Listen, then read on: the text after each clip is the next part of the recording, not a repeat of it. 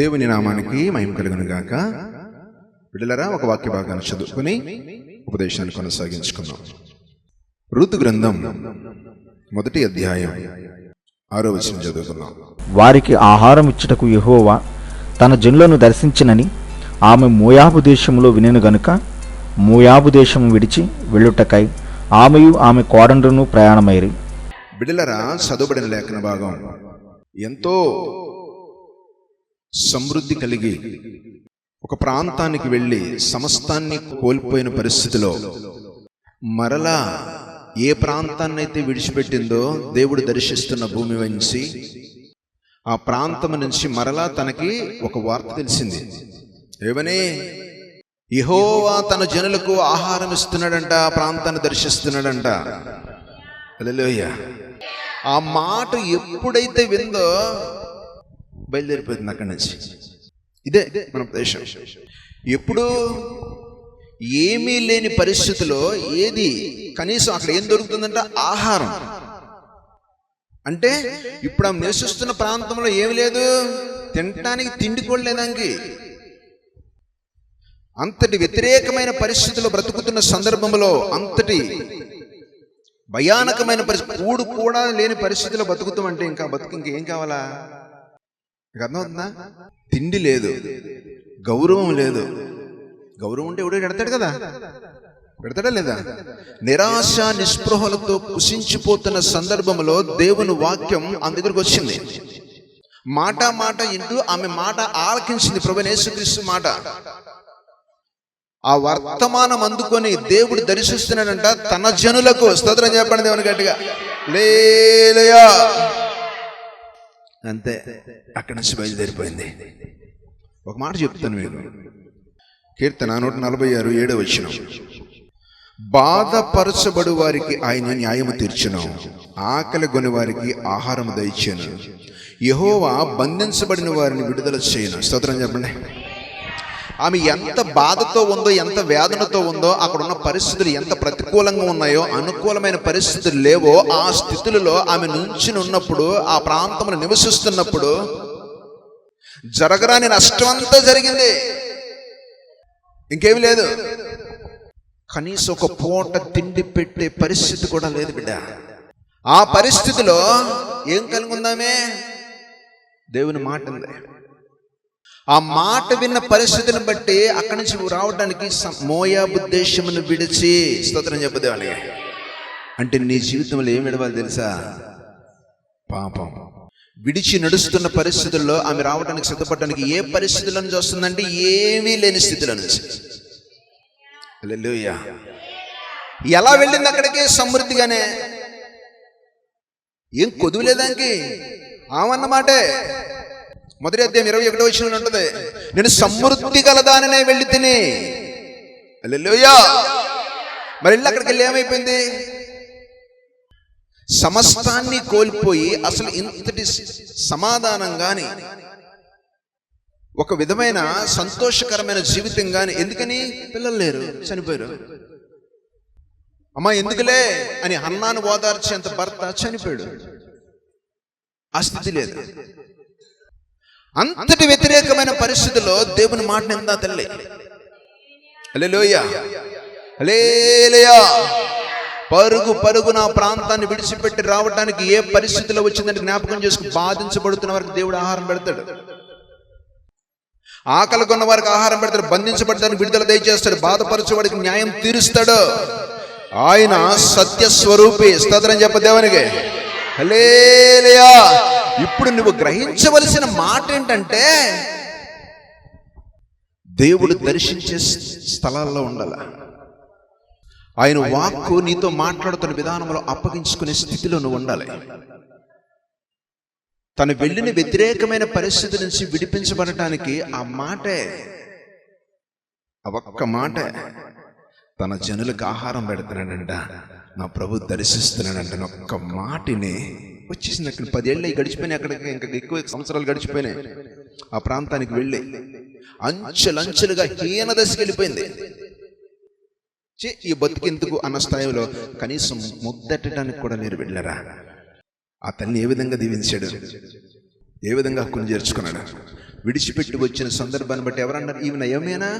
Naomi అమ్మా నన్ను Naomi అనొద్దు, మారా అనండి. అంటే ఆయన జీవితంలో ఏమైపోయింది? ఎవరికి అక్కరలేని జీవితం చేదైపోయింది. ఆ పరిస్థితిలో తిరిగి వచ్చి ఆ ప్రాంతానికి వస్తే దేవుడు ఏ విధంగా దర్శించాడు, ఎంత గొప్ప కార్యం చేశాడు బిడ్డారా. రుతు గ్రంథం 4:16-17 వచనం. అప్పుడు నయోమి ఆ బిడ్డను తీసుకొని కౌగిటనుంచుకొని వానికి దాదిగా ఉండెను. 17 వచనము. ఆమె పొరుగు స్త్రీలు నయోమి కొరకు కుమారుడు పుట్టినని చెప్పి అతనికి ఓబేదను పేరు పెట్టిరి. అతడు దావీదునకు తండ్రి అయిన యెషయా యొక్క తండ్రి. అప్పటి వరకు మారాగా జీవించిన జీవితం మీ ముందుకు తీసుకొస్తున్నమాట ఒకటే బిడ్డ, నువ్వు విడవలసింది ఏంటో, నువ్వు దేవుని మాటకి ఏ విధంగా లోబడాలో, ఆయన్ని పక్షాన కార్యం చేయగలిగిన దేవుడిని ఏ విధంగా అంగీకరించాలో, ఆ మాట ఆలకించి ఆ ప్రాంతాన్ని విడిచిపెట్టి ఆమె పరుగున దేవుడు దర్శిస్తున్న స్థలంలోనికి వస్తే నిరాధారమైపోయిన ఆ బతుకుకి సర్వశక్తివంతుడైన దేవుడు కనపరిచిన విధానం ఏంటో తెలుసా? తన ఆధారం చేయటానికి ఎటువంటి పిల్లలు, అసలు ఆ మాట చదువుకుని ఇంటికి వెళ్ళి ఆశ్చర్యం వేసింది. ఎవరిని అడిచిందామే?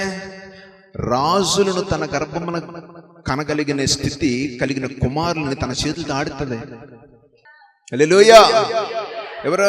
యెషయా తండ్రి, దావీదు తండ్రి, తన తండ్రి ఓబేదెదోమును పట్టుకుని తనకు దాదిగా తను పెంచే విధానంలో, ఆ బిడ్డతో ఆడుకునే విధానంలోనికి ఎంతటి తృప్తికరమైన పరిస్థితులు వస్తాయి. అక్కడ ఎలా ఉంది?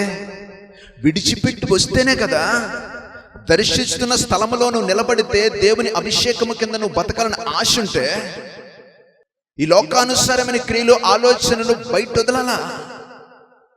నిన్ను ఒక తృప్తికరమైన పరిస్థితి నడిపించగలిగిన ప్రభువైన యేసుక్రీస్తు దగ్గర ఎలా ఉండాలి? నేను పదే చెప్తాను మీకు. మన సామెత ఉంటుంది కదా, అవ్వ కావాలి బొవ్వ కావాలి అంటే, లోకం కావాలి యేసుబాబు కావాలంటే కుదరదు. ఇది సత్యం. అందులో ప్రశ్న లేదేగా, జవాబే. ఆయన లోకం ఏం చెప్పాడైనా ఉంటే వెచ్చగా ఉండు, చల్లగా ఉండి నీ ఇష్టం, అది నువ్వు వెచ్చగా ఉండొద్దు. స్తోత్రం చెప్పు దేవునికి. హల్లెలూయా. ఆ ప్రభు ఎక్కడి నుంచి వెళ్ళింది? దర్శిస్తున్న స్థలంలో నుంచి అహంకారంతో వెళ్ళిపోయింది. సమృద్ధికరమైన పరిస్థితులు ఉన్నప్పుడే మోటముళ్ళు సర్దుకుని ఇంకో ప్రాంతానికి వెళ్ళిపోయింది. అది దేవుడికి వ్యతిరేకమైన ప్రాంతం అని తెలుసుకోవడం వెళ్ళిపోయింది. తెలుసుకునేటప్పటికి మరలా తిరిగి రావడానికి ఎంత సమయం పట్టింది? కొన్ని సంవత్సరాలు గడిచిపోయినాయి. ఆ సంవత్సరంలో ఎక్కడైనా సమాధానకరమైన బతుకుందా? లేదే.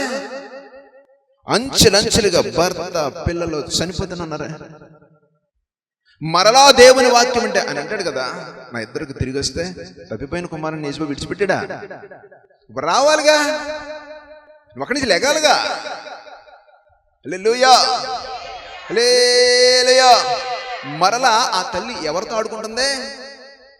ఆ ప్రాంతాన్ని, యెరూషలేముని, యోధాన్ని పరిపాలించే రాజులు వంశీకులతో ఆడుకుంటుంది తల్లి. ఇంకంతకంటే భాగ్యం ఏం కావాలా? ఎక్కడుంది అప్పుడు? తిండి లేని పరిస్థితిలో ఉంది. ఇప్పుడు అంత సమృద్ధి కలిగి ఉండాలంటే ఆయన మాటకు లోబడాలి బిడ్డ. హల్లెలూయా, హల్లెలూయా. ఈ సందర్భం నుంచే కొన్ని మాటలు దృష్టి తీసుకొస్తాను నేను. ఎందుకో తెలుసా? నువ్వు ఎక్కడున్నావో, నువ్వేం చేస్తున్నావో సూటిగా నీ ముందు ఉంచుతాను. వాక్యమే. ఆయన దర్శిస్తే ఏం జరుగుతుంది? ఎప్పుడు దర్శిస్తాడు? అటు భాగ్యం నీకు ఎప్పుడు దొరుకుతుంది? ఆమె ఆలకించి విడిచిపెట్టి వచ్చింది కాబట్టి అంతటి మేలుకరమైన పరిస్థితుల్లో దేవుడు నడిపించాడు. అంతటితో ఆగిపోలే జీవితం. దుఃఖం వచ్చింది కదా, కష్టం వచ్చింది కదా అని కనికరించే దేవుని విడిచిపెట్టి తిరిగితే ఇంకా ఆదరించేవాడు దేవుడు ఉంటాడు. నీకున్న అక్కరను తీర్చగలిగిన యేసుక్రీస్తు ప్రభువుని ఎరిగి ఆ ఉపదేశంలో నువ్వు బ్రతకడానికి లోకానుసారమైన పరిస్థితిని విడిచిపెట్టకపోతే దేవుని కార్యం ఎలా చూస్తావు బిడ్డ? హల్లెలూయా, హల్లెలూయా. ఒక సందర్భాన్ని చదువుకుందాం. ఆదికాండం 21వ అధ్యాయం 1వ వచనం. యెహోవా తాను చెప్పిన ప్రకారము శారాను దర్శించెను. యెహోవా తాను ఇచ్చిన మాట చొప్పున శారాయిని గూర్చి చేసెను. అసలు ఏం చెప్పాడు? ఏమి ఇచ్చాడు ఆమెకి? తాను చెప్పిన మాట ప్రకారం దర్శించాను అంటున్నాడు. తనిచ్చిన మాట ప్రకారం చేశాను అంటాడు. స్తోత్రం చెప్పండి దేవునికి. దాని ఎవరో మనకు తెలియాలంటే బైబిల్ చదువుతారు కదా మీరు. ఆ మాట చదవగలుగుతారా? ఎక్కడనేది? 17వ అధ్యాయం 15-16 చదవండి. ఆదికాండం 17-15-16. మరియు దేవుడు నీ భార్య అయిన శారాయి పేరు శారై అనవద్దు, ఏలి అనగా ఆమె పేరు శారా. శారా అంటే అర్థం ఏంటి? పుట్టినోట్లో ఉంటుంది చూడరా అది. స్తోత్రం చెప్పండి దేవునికి. ఎక్కడున్నారు వీళ్ళు? ఈ భాగం చదివేటప్పటికి వీళ్ళు ఎక్కడున్నారు? రాజభవంతుల్లో ఉన్నారా? డేరాలు వేసుకుని బతుకుతున్నారు, ఎడారిలో పడి వెళ్తున్నారు. దేవుడు లేచి రమ్మని లేచి వచ్చేస్తున్నారు. ఆ ప్రకారంగా భర్త మాట ప్రకారం వెంబడించి వెళ్ళిపోతుంది తల్లి. ఇదేంటయ్యా సుఖంగా బతుకుతున్నాం, ఎంత బాగున్నాం, ఇక్కడ ఏమి తక్కువైపోయిందని మనం, ఎన్ని గొడ్లు గోదా, ఇంత పాడి పంట, ఇంతమంది పనోళ్ళు, ఇంత ఇల్లు, ఇన్ని సమృద్ధిగా ఉన్నాయి, వీళ్ళందరూ విడిచిపెట్టి వెళ్ళిపోదాం పద అంటాను. ఒక్క మాట అన్నా తల్లి. హల్లెలూయా, హల్లెలూయా. భర్త 2 మూటలు ఇచ్చుకుంటే 2 మూటలు ఇచ్చుకుందంటే బయలుదేరిపోయింది. వెళుతున్న ఎడారి ప్రాంతంలో ఏమంటున్నాడు యేసుబాబు? నువ్వు శారా అనద్దు, శారా. శారా అంటే అర్థం ఏంటి? రాజకుమారి. హల్లెలూయా. ఎక్కడున్నారు? ఏం పరిపాలిద్దామని వీళ్ళు రాజకుమారులు? ఎడారిలో ఉంటే రాజకుమారులు అంటే అయిపోతారు. మరి పిలిచింది ఎవరా? యేసుబాబు. స్తోత్రం చెప్పరే. హల్లెలూయా. ఎక్కడ గొర్రెలు కాసుకుంటానో, గొర్రెల మందలు తోలుకుంటాను, ఆ ఊరు వెళ్తే కొన్నాళ్ళు, ఆ ఊరు వెళ్తే కొన్నాళ్ళు, అక్కడ కొన్నాళ్ళు, ఆ కరువులో కొన్నాళ్ళు, ఇట్ట బతుకుతున్న జీవితంలో నువ్వు ఇక్కడి నుంచి అత్తని ఈ విధంగా పిలవద్దా? ఆమె రాజకుమారి. హల్లెలూయా, హల్లెలూయా. ఆయన అన్నాడు 16వ వచనంలో, నేను ఆమెను ఆశీర్వదించి ఆమె వలన నీకు కుమారుని కలగజేసేదను, నేను ఆమెను ఆశీర్వదించేదను, ఆమె జనములకును తల్లి అయ్యుండును, జనముల రాజులు ఆమె వలన కలుగుదురని అబ్రహాముతో చెప్పాను. దేవుడు దర్శిస్తే ఆ మాట ఎక్కడ నెరవేరుతున్నాడు? 27వ అధ్యాయం 1వ వచనంలో, నేను చెప్పానుగా నేను నెరవేరుస్తున్నాను అన్నమాట. నీకు ఇచ్చిన మాట నెరవేర్చగలిగిన దేవుని సన్నిధిని విడిచిపెట్టి నేను మోయాబులోనే ఉంటాను, అక్కడే బాగుందంటే ఎట్ట కుదురుతుంది? మీకు అర్థమవుతుందా? వాక్యాన్ని ఆకలింపు చేసుకోవాలి, అరిగిపోవాలి. మనకి మోయాబు దగ్గర ఉన్న పాపం దగ్గర ఈడ్చిపెట్టేలేకే నన్ను దర్శించిన దేవుడు గొప్పడు, నా పక్షమున కార్యం చేయగలిగినోడు గొప్పడు అనే ఒక ఆలోచన, ఒక నమ్మకత్వంలోకి వచ్చేయాలి భక్తి జీవితం. ఇప్పుడు శ్రమే, కట్టిగా ఇబ్బంది పడుతున్నావు. ఎక్కడికి వెళ్తే తీరుతుంది? తీర్చేది నేనే, ఓదార్చేది నేనే అన్నాడు ఆయన. మనము సౌలు రాజులకు బయలుదేరిపోయారు జనం. వీళ్ళకి చాలా జాగ్రత్త. ప్రభు దీవించగలిగిన అర్హత కలిగినాడు. ఆయన తప్ప ఇంకొకరిని ఆశ్రయించడం తప్పే. ఆయన మహాదేవుడు. ఆ తల్లిని దర్శిస్తే చెప్పిన మాట నేను నెరవేరుస్తున్నాను. ఎక్కడ? ఎడారిలో. సరాయ్ కాదు, శారా, రాజకుమారి. హల్లెలూయా, హల్లెలూయా. ఎట్లుంటుందని చెప్తున్నాడు ఆయన. నేను ఆమెను ఆశీర్వదించి ఆమె వలన నీకు కుమారుని కలగజేసేదని, నేను ఆమెను ఆశీర్వదించేదను, ఆమె జనములకు తల్లి అయి ఉండెను. స్తోత్రం చెప్పాలి. ఇప్పుడు మనం అందరం ఆ పిల్లలు, మనందరం అదే. నువ్వు ఒప్పుకుంటే ఇశ్రాయేలీయులు, ఒప్పుకోకపోతే అది యాకోబే. అర్థమవుతుందా? ప్రార్థనలో ఆయన ఏం చేశాడు? నీ పేరేంటి ఆయన అన్నాడు యేసుబాబు. అయ్యా నా పేరు యాకోబు. యాకోబు అంటే మోసగాడు. ఎప్పుడైతే ఒప్పుకున్నాడో సమస్తాన్ని విడిచిపెట్టేసి నేను చేసిన తప్పే ప్రభు అని ఎప్పుడైతే ఆయన పాదాలమే పడ్డాడు, ఏమన్నాడు? ఇక నువ్వు ఇశ్రాయేలీయులు. హల్లెలూయా. ఇప్పుడు నువ్వు ఆయన అంటే అంగీకరిస్తేనే నువ్వు ఇశ్రాయేలీయులు, లేకపోతే నువ్వు మోసమే. మీకు అర్థమవుతుందా? స్తోత్రం చెప్పండి దేవునికి. ఇక్కడ జరుగుతున్న పరిస్థితులు ఏంటి? దేవుడు దర్శించి ఇచ్చిన మాట నెరవేర్చడానికి ఆమెతో మాట్లాడుతున్నమాట. అబ్రాహాముతో, నువ్వు ఆమెనే శారాయి అని పిలువ, రాజకుమారి. హల్లెలూయా, హల్లెలూయా. మరి అన్నాడు కదా, ఎలాంటి సంతతిని ఇచ్చాడు మనకు తెలుసు కదా. ఎవరినిచ్చారు? అంగి కుమారుని ఇస్తాడు కదా, ఇస్సాకాయి గారిని ఇచ్చాడు కదా. ఇచ్చిన తర్వాత ఎలాంటి వ్యక్తిత్వం కలదు ఒక్క సందర్భాన్ని మీ దృష్టి తీసుకొస్తాను. ఇస్సాకులో నుంచి మీకు తెలిసిన ముచ్చటే మరలా దేవుని మాట్లాడుతున్నాడంటే, ఒక యజమానుడు ఏ విధంగా ఉండాలి, ఒక యజమానురాలు దేవుడు ఏర్పరచబడిన వారు ఏ క్రమంలో ఉండాలి, వాళ్ళ నుంచి ఒక చిన్న మాట. ఎందుకని? నువ్వు ఆయన సొత్తు, నిన్ను విడిచిపెట్టేవాడు కాదు ఆయన. నిన్ను కనికరించి హత్తుకుని రెక్కల మీద మోసేవాడు బిడ్డ దేవుడు. అంతటి జీవము కలిగిన ప్రభువు చెంతను నువ్వు ఉండి నీ చింత యావత్తు నా మీద అన్నాడు ఆయన. నీ ప్రయాస అంతా నాకు చెప్పు అన్నాడు. మనం ఎంతసేపు కుట్లతోనూ చెట్లతోనూ తుప్పలతో ఇటు చెప్తేనా? ఓ మాట చదువు, నాది కానీ 25-21 వచ్చిన. యెహోవా తాను చెప్పిన ప్రకారము శారాను దర్శించెను. యెహోవా తానిచ్చిన మాట చొప్పున శారాను గుర్తు చేసెను. హల్లెలూయా. అదే మార్గంలో ఉన్నాడు. తండ్రి గతించిపోయాడు, తల్లి చనిపోయింది, తల్లిదండ్రులు లేరు ఇస్సాకుకి. ఈ సందర్భానికి ఏమిచ్చెళ్ళాడైనా? ఏమిచ్చెళ్ళాడు బిడ్డ? ప్రార్థనా జీవితాన్ని ఇచ్చెళ్ళాడు. ప్రభుని యేసుక్రీస్తు ప్రభుని రుచి చూపి వెళ్ళాడు. స్తోత్రం చెప్దేవానికి. ఆ పరిస్థితుల్లో తన భార్యకు కలిగిన పరిస్థితులను బట్టి, గొడ్రాలుగా పిలువబడుతున్న సందర్భాన్ని బట్టి సర్వశక్తివంతుడైన దేవుని దగ్గర ప్రార్థించి అడుగుతున్నాడు, అయ్యా సంతతిని కలగజేయ ప్రభువా. ఎవరి గురించి అడుగుతున్నారు? భార్య గురించేనా? ఎందుకని అడగాల? యజమానుడు ఏర్పరిచిన వ్యక్తి సహకారి పక్షమున అటు విజ్ఞాపన ఎందుకు చేయాలి? ఆదికాండం చేయండి ఒకసారి, 2వ అధ్యాయం 24వ వచనం. కాబట్టి పురుషుడు తన తండ్రిని తన తల్లిని విడిచి తన భార్యను హత్తుకొనును, వారు ఏక శరీరమై ఉందురు. స్తోత్రం చెప్పండి దేవునికి. ఏర్పరచబడిన వారు ఎట్టుండాలంట? ఏర్పరచబడిన వారు ఎట్టుండాలా? తల్లిదండ్రుల కంటే మించిన ప్రేమ ఇద్దరి పక్షాన ఆ బంధం ఉండాలి. అది దేవుడు ఏర్పరిచిన బంధం. దాన్ని గణపరిచిన విధానంలో ఇస్సాకు బతుకుతున్న బ్రతికి ఎట్టుంది? తన భార్యకి ఏది కలగలేదో అది కలగాలని ఏ ఇబ్బందికరమైన పరిస్థితి దాన్ని దేవుడు చెప్తున్నాడు. స్తోత్రం చెప్పండి దేవునికి. హల్లెలూయా. ఎప్పుడైనా చేస్తున్నారా? దగ్గర ప్రార్థన చేస్తున్నారా? నీకు ఏర్పరిచిన బంధం నిమిత్తమై నీ కన్నీటి నుంచి కన్నీళ్లు రాలిన సందర్భాలు ఏమైనా ఉన్నాయా? ఎంత అణుకువతో ఉంటే ఆ పక్షాన్ని అంత ప్రార్థన చేయగలుగుతాడు ఆయన. అదొక కోణం. గయ్యాలి ఇంటి భోజనం చేయటంటే ఇంకంతకంటే నరకం లేదంటే ఈ రకం విద్య. దేవుని మాటకు లోపడవు, దేవునికి అంగీకారంగా బతకడానికి సిద్ధపడవు, ఇచ్చిన యజమానుని గౌరవప్రదంగా జీవించే విధానంలో ఉండవు. స్తోత్రం చెప్పండి దేవునికి. హల్లెలూయా. మన ఉపదేశం యొక్క సారాంశం అది కాదు కాబట్టి ఇంకా లోతుకి వెళ్లకుండా ఇంతటితో దేవుడు ఎలాంటి కొడుకునిచ్చాడు? శరమకే. అది ఒక ప్రార్థనా జీవితం కలిగి. తల్లిదండ్రులు చనిపోయారు కదా, ఎంతో ప్రేమతో చూసుకున్నారు. అది లేక 100 ఏళ్ళకు పుడితే కింద ఎట్టుంటారంటవా?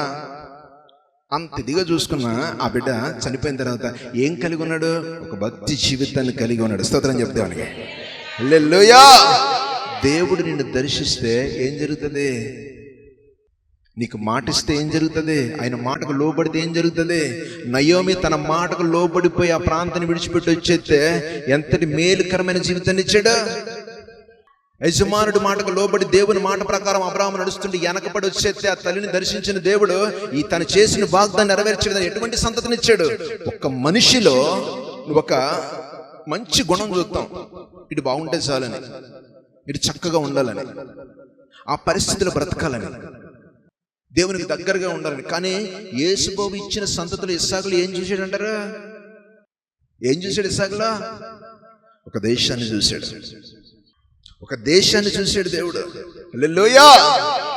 ఆ దేశ జనాభా ఇప్పుడు అదే ఇశ్రాయేల్ ప్రాంతం. అట్టుండాలా? ఆయన దర్శించే విధానంలో మనం బతుకుండాలి. ఆయన లేని లోటు అసలు నువ్వు వర్ణించలేవు బిడ్డ. నువ్వు ఏదో అనుకుంటున్నావేమో, నీకున్న ఆర్థిక పరిస్థితి నీకు అక్కడికి వస్తున్నావు అనుకో. ఎంతవరకు అదే? సౌలుకి లేదా?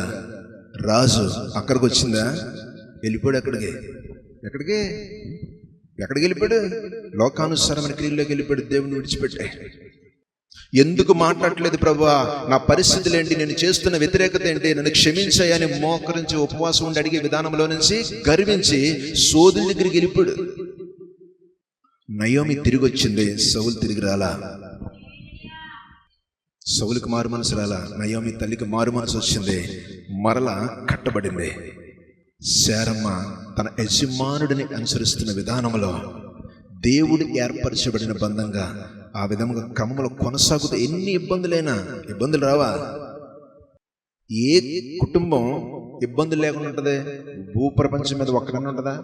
ఎందుకని? ఆది దంపతులే గొడవలు కదా. అది తెయ్యొద్దంటే నువ్వు ఎందుకు తెచ్చావు? తెచ్చినట్టగట్ట తినేసి అక్కడ మొదలైపోయింది. చేసి రక్తం ఇచ్చేయి. స్తోత్రం చెప్పండి దేవునికి. హల్లెలూయా. బిడ్డలారా, అందుకని దేవుని వాక్యం, ఆయన మాట, ఆయన ఉపదేశం నీకు తోడుంటే ఆ బతుకు ఎంతటి ఉపద్రవంలో ఉన్నా లేపుకుంటాడు దేవుడు. హల్లెలూయా. గబగబా ఇంకొక సందర్భం, నిర్గమాకాండం 4వ అధ్యాయం 31వ వచనం. యెహోవా ఇశ్రాయేలును చూడవచ్చి తమ బాధను కనిపెట్టిన మాట జనులను విని. ఆహారము పెడుతున్నాడు, నా ప్రభు దర్శిస్తున్నాడు ఆ ప్రాంతాన్ని. ఆ మాట విని ఏ విధంగా ఏమి వచ్చిందో, వాగ్దానం చేసిన దేవుడు శారమ్మ పక్షమున కార్యం చేసిన దాన్ని బట్టి ఇక్కడ ఇశ్రాయేలు పక్షమున వారి బాధను తీర్చడానికి, స్తోత్రం చెప్పాలి దేవునికి, నలిగిపోతున్నారు, శ్రమలో మగ్గిపోతున్న పరిస్థితుల్లో వారి వేదనకరమైన పరిస్థితులు తొలగించడానికి సర్వశక్తివంతుడైన దేవుడు వచ్చాడు. మాట విన్నారంటాడు. హల్లెలూయా, హల్లెలూయా. ఆ మాట ఎప్పుడైతే ఆలకించారో నమ్మలా. మా ప్రభు నాతో మాట్లాడు, నువ్వే వేదంతో ఉన్నా తెలియదు, కానీ ఆయన నీతో మాట్లాడుతున్న విశ్వసిస్తే, ఆయనకు అంగీకారంగా బ్రతకటానికి ఆ పెంట కుప్ప దగ్గర నుంచి నువ్వు లెగ్గలిగితే, నా ప్రభు స్వరక్తమిచ్చి కొనుక్కున్నాడు బిడ్డ నిన్న. ఇంకా లోకంలోనా? ఇంకా లోకానుసారమైన స్థితి. యోబుకు వచ్చిన శ్రమలు భూమి మీద ఎవడికి వచ్చుంటాయా? ఎవడికన్నా కళ్ళ ముందు 10 మంది పిల్లలు చనిపోతే, కళ్ళ ముందు తన ఆస్తంతటిని అపహరించబడితే, అగ్ని దిగి నశింపజేస్తే, మోకాళ్ళుని అయ్యో ప్రభు ఇచ్చాడు, ఆయన తీసుకున్నాడు, దుఃఖం ఉంటదే, కానీ ఆయనదేగా. ఇది పెద్ద శ్రమలు వచ్చేసినట్టు, ఇబ్బందులు వచ్చేసినట్టు, ఏం చేసాడు దేవుడు అని నీ మనసులో ఆలోచన వస్తే చాలు, నువ్వెక్కడున్నావు? ఎవరిదాన్ని దాటినట్టే. ఇశ్రాయేలీయులు చూడవచ్చి తమ బాధను కనిపెట్టిన మాట జనులను విని, తన బాధపడుతున్న విధానాన్ని బట్టి, వారు అనుభవిస్తున్న శ్రమను బట్టి, వారి శ్రమలో సంఖ్యలతో బంధించబడ్డారు. వాళ్ళు మానవ మాతృలు కానీ ఇంకొక రాజులు కానీ ఎవరు విడిపించలేని బంధకాలు చెక్కబడిపోయి ఉన్నారు. వారి పక్షమున దేవుడు కార్యం చేయడానికి ఆ మాట వినొచ్చాడని తెలియగానే, ఆ మాట వారికి వినపడగానే ప్రభువా అని నమస్కారం చేశారంట. సోదరం చెప్పండి దేవుని గట్టిగా. హల్లెలూయా. ఆ నమస్కారాన్ని విలువ దేవుడు ఎంత కనపరిచాడో తెలుసండి. వాళ్ళు ఒప్పుకొని ప్రభువుకు లోబడిపోతే వాళ్ళ గురించి ఒక మాట చెప్పాడు చూడండి. ద్వితీయోపదేశకాండం 32:10. అరణ్య ప్రదేశంలోను భీకర ధ్వని గల పాడైన ఎడారిలోను వారిని కనుగొని ఆవరించి పరామర్శించి తన కనుపాపను వలె వారిని కాపాడిన. స్తోత్రం చెప్పండి. హల్లెలూయా. దేవుడి కనుపాప వలె వారిని కాపాడి, పక్షిరాజు తన గూడు రేపి తన పిల్లల పైన అల్లాడుచు రెక్కలు చాచుకుని వాటిని పట్టుకుని తన రెక్కల మీద వాటిని మోయినట్లు యెహోవా వారిని నడిపించెను. స్తోత్రం చెప్పండి. హల్లెలూయా. ఎక్కడ నడిపించాడైనా? తన రెక్కల మీదండ. ఎంత భద్రత అండి! తను అంగీకరించిన విధానాన్ని బట్టి, ఆ మాట ఎప్పుడైతే ఆలకించి మా దేవుడు వచ్చాడు, మా ప్రభు ఆలకించాడు, ఇటు భయానకమైన పరిస్థితి నుంచి మేము విడిపించబడతాం, ఈ బంధకం నుంచి విడిపించబడతాం అని ఒక్క మాట ఒప్పుకొని, ఆ మాటకు వారు నమస్కారం చేసిన పరిస్థితులను బట్టి తన కనుపాప వలె కాపాడటానికి ఇష్టపడ్డాడు. వారి రెక్కల మీద మోసాడు. గమనించండి బిడ్డ, నువ్వు ఆలకించగా, వాక్యాన్ని వెంబడించగా, వాక్యంలో బతక, దేవుని చిత్తానికి అప్పగించుకోక, దేవుని ఇష్టంలో నువ్వు నిలవలేక, ప్రభు చేసే కార్యాలకి అవకాశం కలగచేయక, నీ ఇష్టాన్ని, నీ స్వచిత్తాన్ని నెరవేర్చుకునే విధానంలో బతుకుతూ నిందల పాలైపోతున్నావేమో. ఈ పూట మాట్లాడుతున్నది సజీవుడైన యేసుక్రీస్తు ప్రభు. నీ భయము నుంచి తప్పించి తన కనుపాపగా చూడటానికి ఇష్టపడుతున్నాడు. నీకు ఇచ్చిన వాగ్దానాన్ని ఇంకెప్పుడు నరుగుతుంది అనుకుంటున్నావేమో. మరల నీతో మాట్లాడుతున్నాడు, శారమ్మతో మాట్లాడిన దేవుడు. పిల్లలు గమనించండి, ఆయన ఇప్పుడు మనతో మాట్లాడుతుంది ఆయనే. అదే వాక్యమై ఉన్న దేవుడే. ఎప్పుడైతే నీకు ఈ క్రమాన్ని నేను చేస్తానని దేవుడు వాగ్దానం చేశాడో అది జరిగించడానికి ఆయన సిద్ధం. కానీ ఆయన మార్గంలో నువ్వు ఉన్నావా? ఒకసారి ఆలోచన చేయి. సరి చేసుకో బిడ్డ. ఉపదేశం కిందకి రావాలి, సమర్పణకి రావాలి, ఆత్మాభిషేకంలో నిలబడాలి. దేవుని సన్నిధిన నిత్యము తన గడప కమ్మిల దగ్గర ఉపదేశం కోసం వేగిరపడుతూ ఉండాలా. నాతో ఏం మాట్లాడతాడు దేవుడు అని ఒక ఆసక్తి నీలో ఉండాలి. హల్లెలూయా, హల్లెలూయా. వారి బాధ నుంచి చూసిన దేవుడు ఆ బాధలో నుంచి ఎక్కడ? తన రెక్కల మీదంట. ఇంకా అంతకంటే భాగ్యం ఏం కావాలి మనకి? నువ్వు ఏ బాధలో ఉన్నా 10 నిమిషాలు ఏకాగ్రత కలిగి ప్రార్థన చేసే స్థాయి మనకుందా? 10 నిమిషాలు నిన్ను నువ్వు మరిచిపోయి ప్రార్థన చేసే స్థితి ఏమన్నా ఉందా? మరి ఇంకెప్పుడు అడుగుతావు? ఏమన్నా పెద్ద మనిషి దగ్గరికి వెళ్ళు. అసలు ఏమీ లేదు, వణుకుపోతా. అది పని చేయలేము కదా. అధికారిగా చేసింది కూడా ఆయనే. స్తోత్రం చెప్పు దేవునికి. ఇప్పుడు గమనించండి, నువ్వు సిద్ధపడాలా. దావీదంత భక్తుడే సిద్ధపడిన ప్రార్థన తెల్లవారుజామున యేసుబాబుని కలుసుకుని వేకువనే రాత్రి సిద్ధపడి పొద్దున చెప్పాడండి. ఏం చెప్పాలండి మనం? స్తోత్రం, హల్లెలూయా, ప్రభా స్తోత్రం, అయ్యా స్తోత్రం. ఇదే తప్ప వ్యక్తిగతమైన స్థాయిలో నుంచి ప్రార్థన నీలోంచి ఉబికితే, నా ప్రభు పాదాలు తడిపితే చాలు. ఏమీ లేని స్థితిలో నుంచి మరలా తిరిగి వస్తే ప్రభు ఎంతటి మేలుకరమైన పరిస్థితి కలగజేశాడు నయోమి కదా. ఏదీ లేని పరిస్థితిలో, అసలు బిడ్డల పుట్రనే స్థితిలో, స్త్రీ ధర్మం కూడా నిలిచిపోయిన పరిస్థితిలో దర్శించి మాట్లాడిన దేవుడు శారమ పక్షమున కార్యం చేస్తే ఆ బిడ్డల జీవితాలు ఎలా ఉన్నాయి? ఏ విధంగా దేవుడు తోడున్నాడు? అడిగితే ఇస్తున్నాడు. నీ బిడ్డలకి నేర్పాల్సింది ప్రార్థన, దేవుని సన్నిధి. నీవే దేవుని సన్నిధికి దూరంగా ఉంటే, దేవునికి అంగీకారంగా బతకడానికి ఒక సమర్పణలోనికి రాకపోతే, నీకు కలిగిన సంతతికి ఏమి నేర్పుతా? ఏమి నేర్పుతా బిడ్డ? రేపటికి గ్యారెంటీ ఇచ్చే మనిషి ఎవడన్నా ఉన్నాడా? మరి అలాంటప్పుడు ఎట్లుండాలా? మనకిచ్చిన బహుమానాన్ని దేవునికి అంగీకారంగా ఎలా పెంచాలి? చాలా జాగ్రత్త. ఏది వ్యర్థమో దాన్ని విడిచిపెట్టు. ప్రభు నీతో మాట్లాడుతున్న మాటకు మాత్రమే లోబడి ఆయనకు అప్పగించుకోవడానికి సిద్ధపడితే. మహాపరిశుద్ధుడా, ప్రేమ కలిగిన మా తండ్రి, శక్తివంతుడా, ఆశ్చర్యకరుడా, నయోమి తన జీవితాన్ని మారాగా మారిపోయిందనుకున్న పరిస్థితి నుంచి విడిపించి మధురంగా మార్చవే తండ్రి. వ్యర్థమైన దానిని విడిచిపెట్టి బిడ్డలు తిరిగి వచ్చే విధముగా నీ రెక్కల మీద నివసించేవారిగా, నీ కనుపాపగా మమ్మల్ని కాపాడుతున్న వాగ్దానం చేస్తున్నావు తండ్రి. ఈ టీవీ చూస్తున్న బిడ్డల జ్ఞాపకం చేసుకోండి ప్రభా. ఏ వ్యర్థమైన దానిలో ఉన్నారో ప్రభా, అబద్ధకరమైన జీవితంలో ఉన్నారేమో, అవి వ్యర్థమని బిడ్డలతో మాట్లాడి ప్రభా, వారికి చేసిన వాగ్దానం నెరవేరుస్తున్నావని, నువ్వు దర్శించే స్థలములో, దీవించే విధానములో బిడ్డలు బలపరచబడి నీ ఉపదేశానికి లోబడి దేవుని సన్నిధిని విడవక నీ ఉపదేశమును బ్రతకటానికి బలపరిచి భద్రపరచమని యేసు పరిశుద్ధ నామములో అడిగి వేడుకొని నీ చేతులకు అప్పగిస్తున్నాను తండ్రి. ఆమేన్.